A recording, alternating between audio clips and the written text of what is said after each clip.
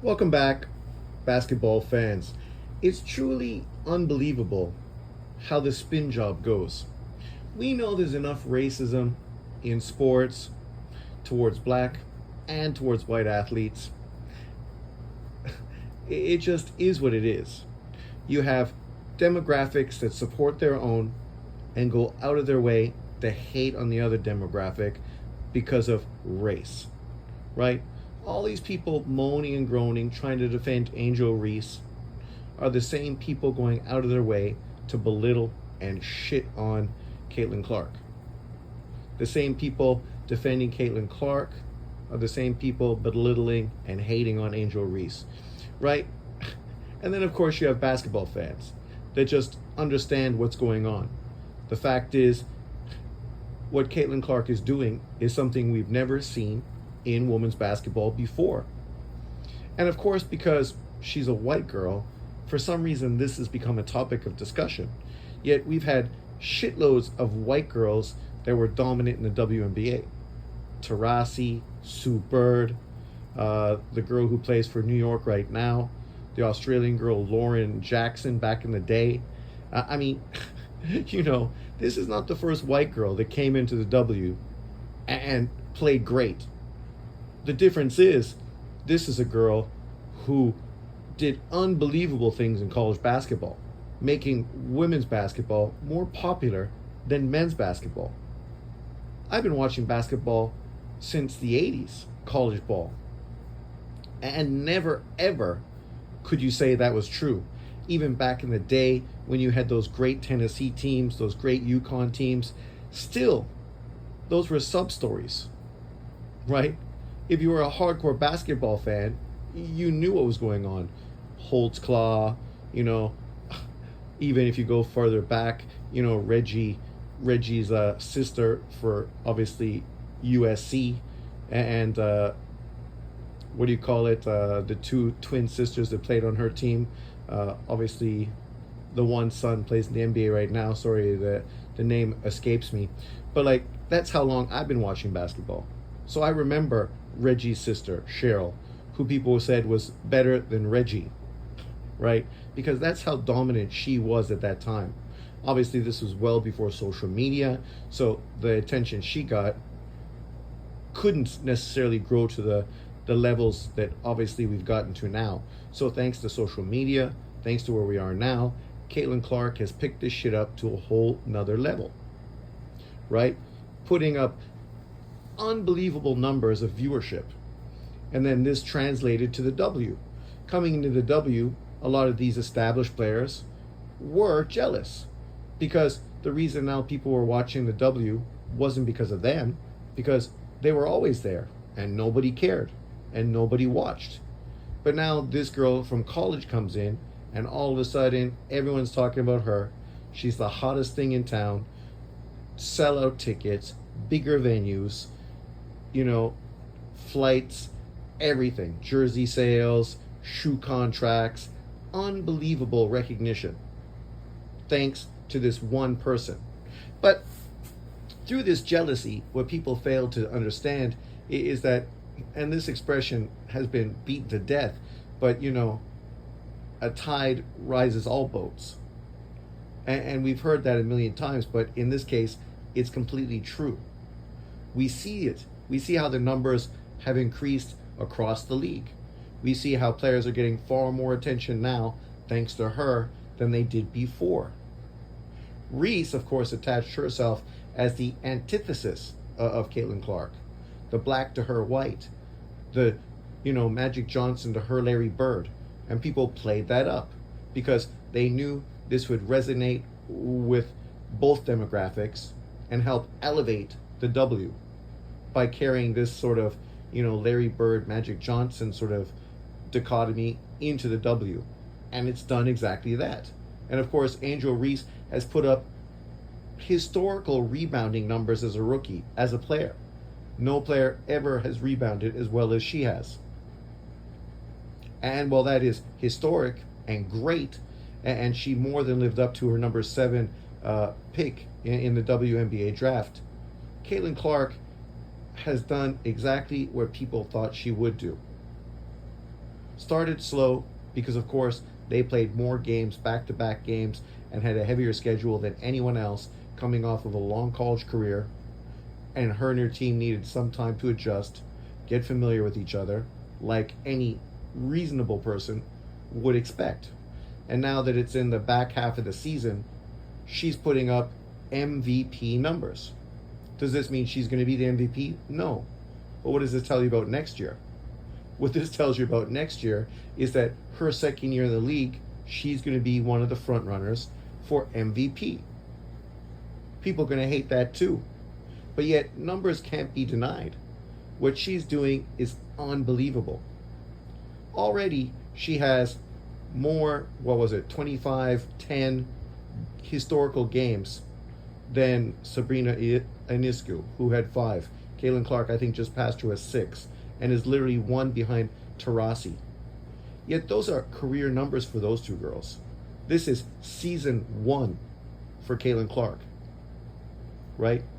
What she's doing and how her team has improved and how her presence has uplifted and benefited her whole squad is exactly what she did in Iowa. This was a girl who grew up wanting to go to UConn, but didn't get chased after by UConn. Actually, the coach from UConn said if she wanted to come here, she should have chased me. Arrogant prick, right? But that's what she had to deal with. So basically she said, fuck you, and went to Iowa, her hometown school, had tons of support, love, close to her family, and carried that team to unbelievable levels in college basketball. Yes, she never won an NCAA title, but there's been lots of great teams in basketball, men's and women's, who never won the big title, but then the players that led them, represented them, example, a Larry Bird, still went on to become unbelievable, legendary players. And we understand why a lot of the hate she's getting is because she's not black. And that's just the truth. If she was black, people would be accepting it just as it is. And people say, oh no, she's only getting attention because she's white. Well, no, because we've had white players before, and they didn't get this kind of attention. So it's not strictly based on skin color.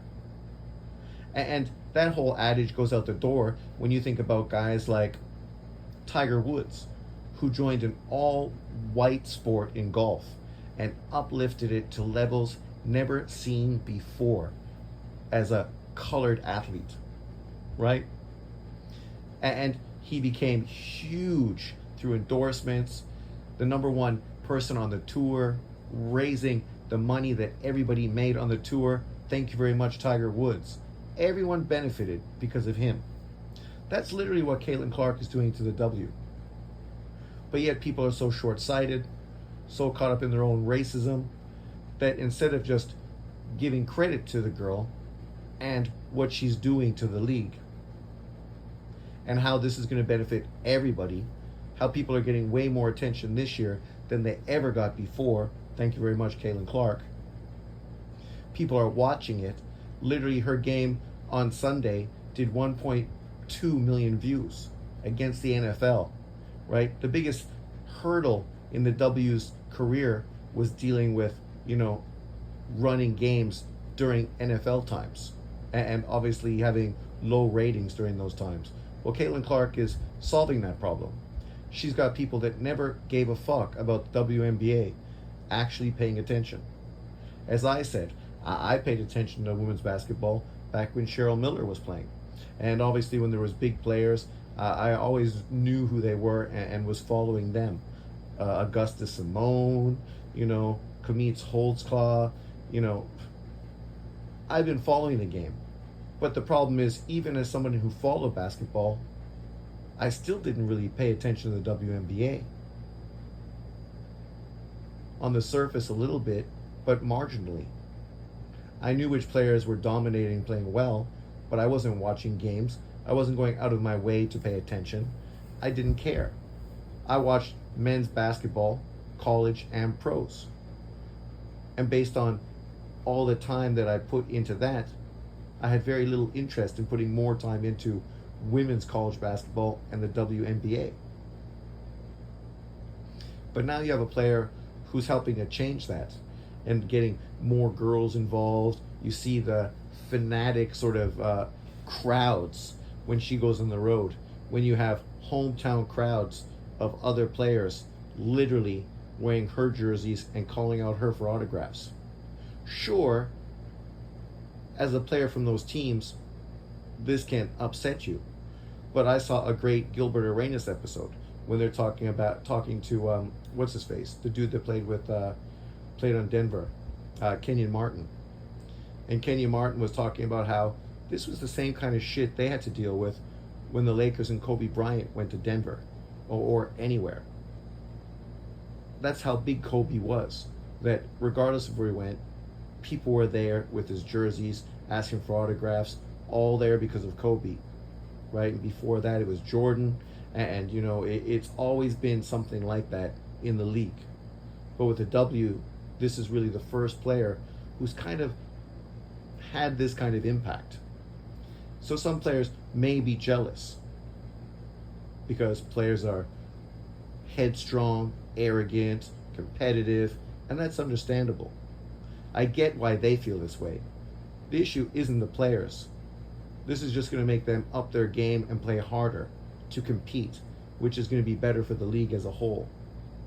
But the people that make this drama, create this racial division, are fans, fanatical fans.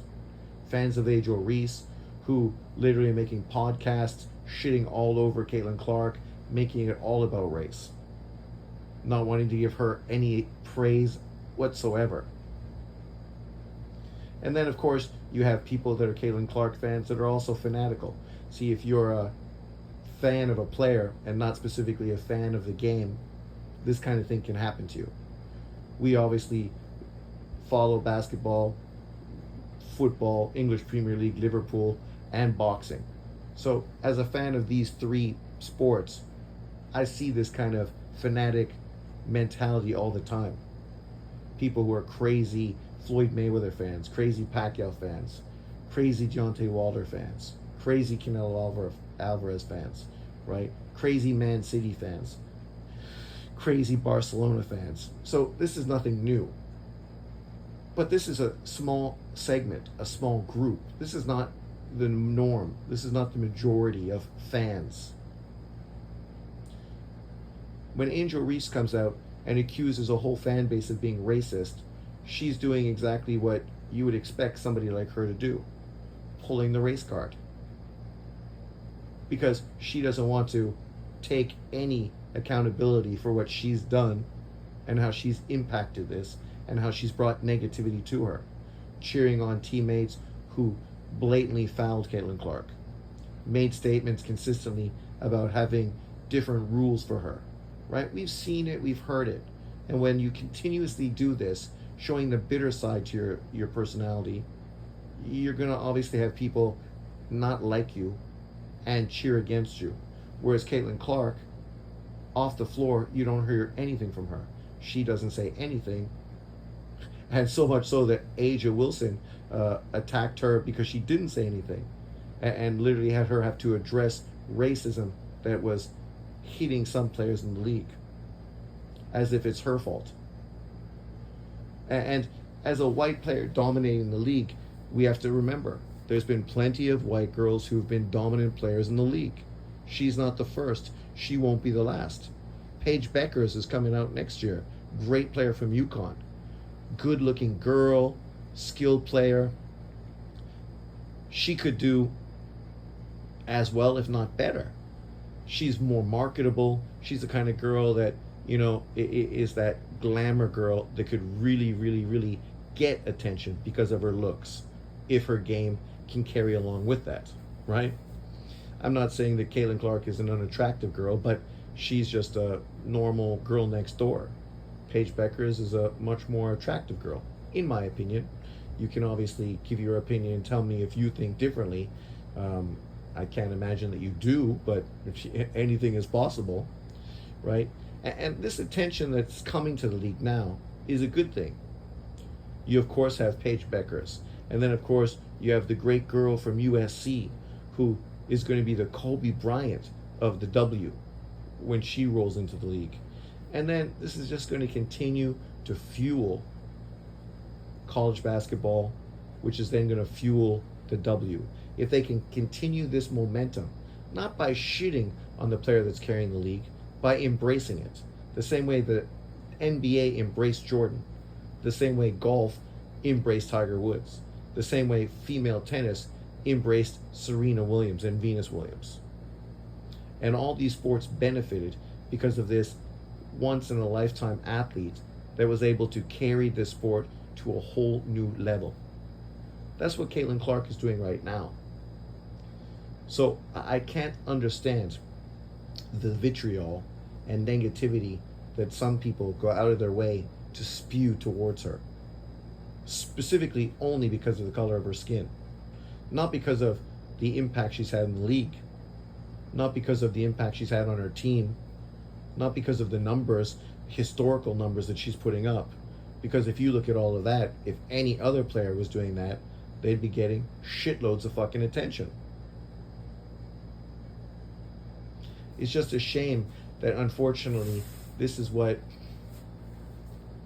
America predominantly has become, specifically towards non-black athletes that excel.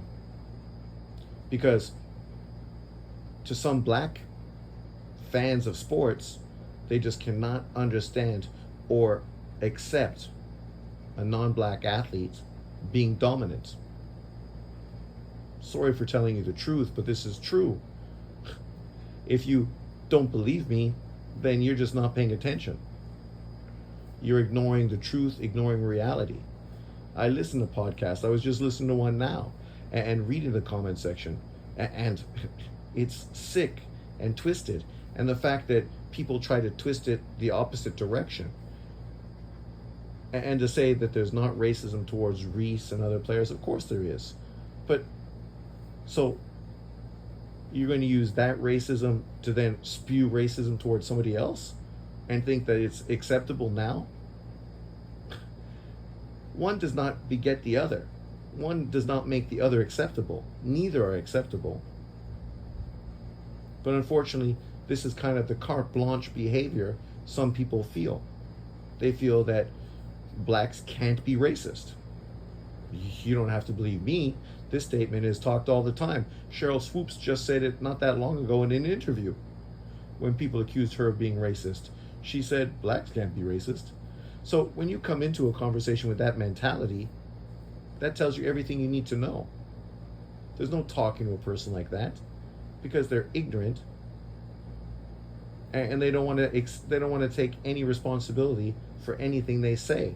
They just want to play the victim and point fingers at everybody else. But let me know what you think in the comment section below. Thanks for watching, and I'll see you next time.